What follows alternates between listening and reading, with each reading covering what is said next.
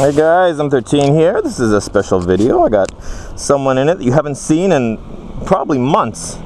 It is this dirty old girl. She's kind of, I do wash her sometimes. I haven't washed her in a while. She is, believe it or not, this motorcycle is something like 12 years old, maybe 13, I'm not sure. It has, in kilometers, it has less kilometers on it than my Force does, and my Force is like 2 years old. So my scooter that is 2 years old has about, my 2-year-old scooter. You remember this sound, guys? Oh, this is a very loud bike. Well, I got an aftermarket pipe, and then I took out the silencer on it. The front wheel was in the air there. Oh, it's nice. It's been a while. So, yeah, what was I talking about? Oh yeah, it's kilometers. So yeah, it's crazy. This bike's like 12, 13 years old, and it has 40,000 kilometers on it, which is like 20-something, like roughly 20,000 miles, or a little bit less. And my scooter, which is only 2 years old, has 60,000 kilometers. My scooter has 50% more kilometers on it, and it's only 2 years old. That's how much I choose a scooter over a motorcycle when it comes to riding. And you need to remember that I'm not somebody who can't ride. I've done a lot of track days. I've never raced, but my lap times are on par with people who do. Because I know, yeah, when I used to go to the track, I would compare my own lap times to the people who were racing, and I was on par with them. I just didn't, quite honestly, I just didn't have the balls to get out, because like, I didn't get out there and pass people. I wasn't aggressive enough when it came to passing someone like inches away doing 60 miles an hour. That's just something that's crazy. And it's crazy because when it comes to like being an adrenaline junkie and not caring about safety, I'm like right up there, you know. Like I used to do like before my accident, I used to do so much crazy stuff, and I used to do a lot of really fast road riding. But the one thing I just couldn't get used to or get adjusted to was passing people like really close as I pass somebody closely. But you know what I mean? Like on a racetrack, it's just a different level. Because you're passing someone that's just barely slower than you, so you're inching by them while at full lean. I just, yeah. So even when I was doing like practice days at the racetrack, whenever anybody was like, whenever anyone approached me from behind, I would just immediately just pull over to the side, slow down, let them go by. And then I would chase after them, see if I could keep up with them or not. And if I could keep up with them, then I would just stay like 10 feet behind them and follow them around the track. But if anybody was 10 feet behind me, I would just say, okay, you pass. My nerves would just go through the roof with somebody like following that closely and that quickly. And if you haven't noticed, the road they're on right now is really nice. Just big, windy, open road. And I'm in the second most densely populated country on the planet Earth. And I'm in the first most dangerous country in the developed country in the planet Earth to ride in. The statistics are crazy when you think about them. This is the most dangerous country in the developed country in the world to ride, and it is the second most densely populated country in the world to ride. And yet, it's, you know, and yet the roads are big and smoothly paved, and there's no traffic, and it's just, you know, it's odd. The statistics and the visuals don't really match up that well. Okay, my GPS just finally talked to me. I wasn't sure if I was still connected to the Bluetooth or not. I just got one of many reasons I haven't. You know what? I'll tell you the truth. The main reason I don't ride my motorcycle is just because I love my dog so much, Xiao Mei. So every time it's a nice day and I'm like, oh, I'm gonna go for a long ride. It's a nice day, I'm gonna head out to a different city or a different province.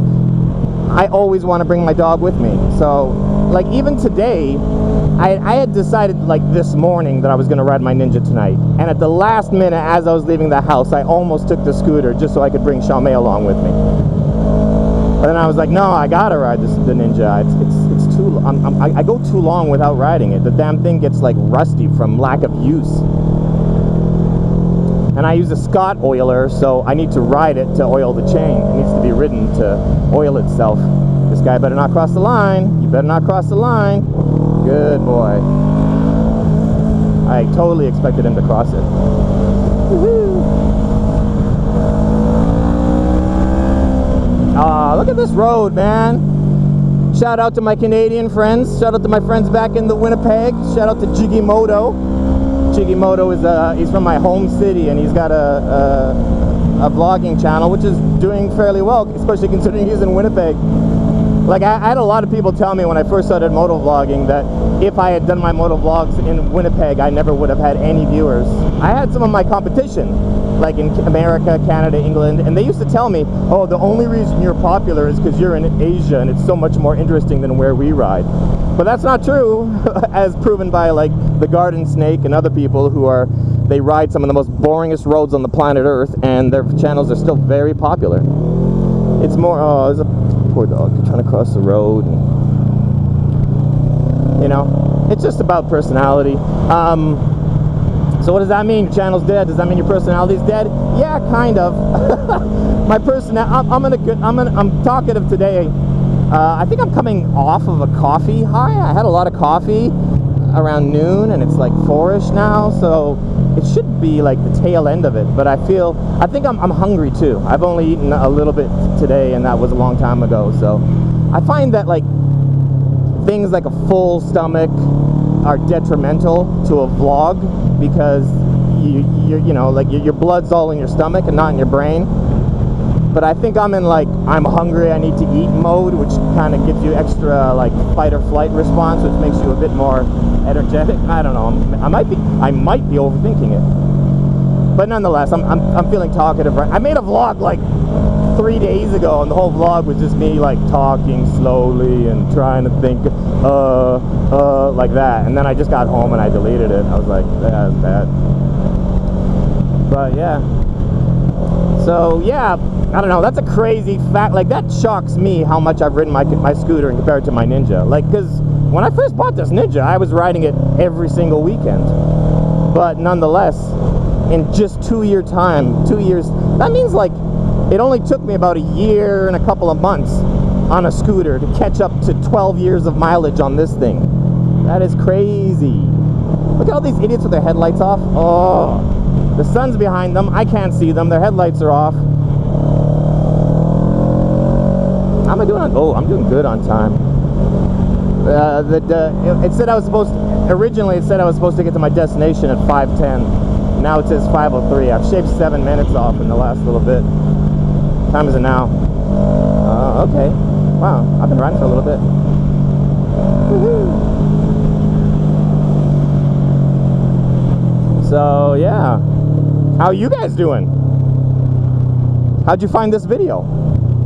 200,000 subscribers. How are you one of the very few that is actually watching this? How did that happen? Let me know. A lot of people ask me too. I said to people, yeah, my channel's mostly dead. It's just the hardcore that are left. And then they're like, oh, how did it die? And I'm like, the same way you know what, if you look at every channel that was popular 10 years ago, like how many of them are still popular? It's very, very few. Like, it's so few. You have like maybe Smosh is still popular, but like they're a totally different formula. And off the top of my head, I can't really think of anyone else. Maybe Jenna Marbles. She wasn't popular 12 years ago, but she was popular like 7 or so, and then she's still popular. It's very rare for any, like, no matter how popular a channel gets. Like, the #1 most popular channel on YouTube 10 years ago gets like 500 views per video today. Like, they get they're deader than my channel, and they were the #1 most popular.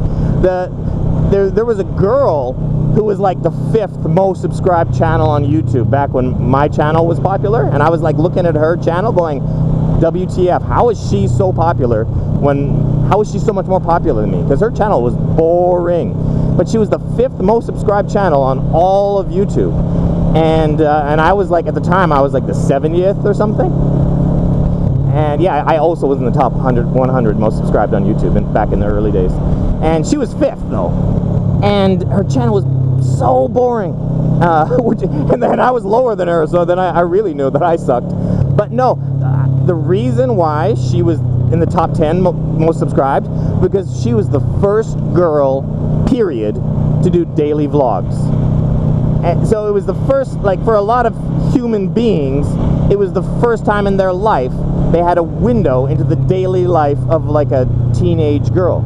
And sorry to say, but she wasn't even attractive. She was kind of cute in like a chubby, innocent sort of way. She was overweight, and she was, I don't know, like on a scale of 1 to 10, she was looks-wise only. She was like a 6.5. Personality-wise, she was a 5. Man, no, like, geez, I should have done daily vlogs back in the very beginning. I was, I was so much, like, yeah, I don't know, yeah, but it was just the fact that she was a girl. She was the first, and maybe at the time when she started, she was the only girl making daily vlogs, and that was enough. That was enough to skyrocket her right to the top.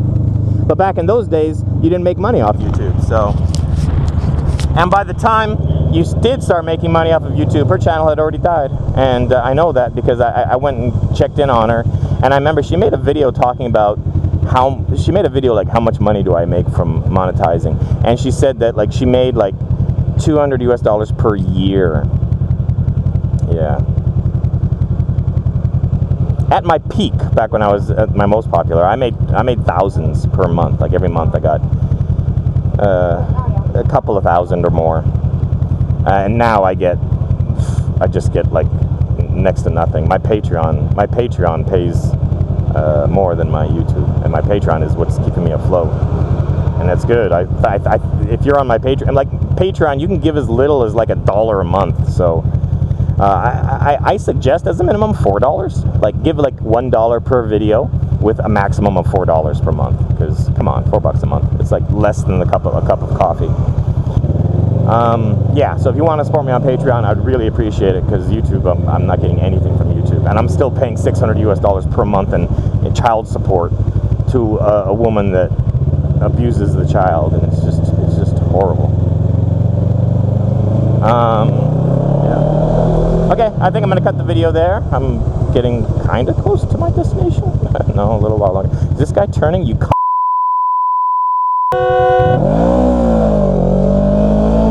he didn't signal until after he'd already begun turning, as you guys saw. I hate that so much. You signal before the turn, not after you've already begun to turn.